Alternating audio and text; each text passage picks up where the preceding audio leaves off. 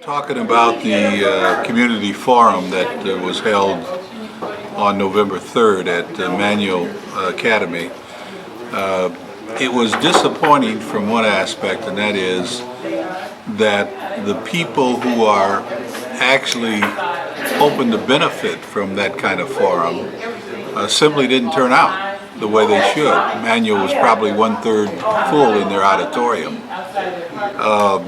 The purpose of that was to talk about the Wall Street 7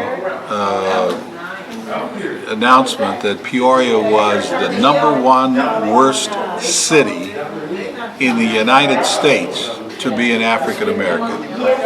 Now, that should have not only generated some interest from the city fathers, councilmen, the mayor, the city administration, and the county administration, but more importantly, it should have generated more interest from the citizens who are the target of that kind of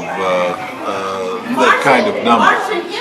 They know their own circumstances. They know it's difficult to get jobs. They know it's difficult to get health care. They know it's difficult to maneuver all of the public entities that are supposed to be working in their best interest. But unless they come out and tell people that and say it the way it is, then the politicians in this town won't take any interest in them whatsoever. I was a little disappointed in the people who were on the dais, who were supposed to be there to explain those numbers away, who didn't show up to really explain them.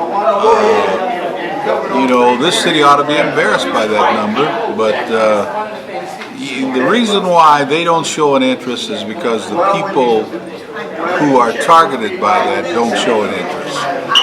And so I hope that they'll turn out at the next one. It will be announced very shortly.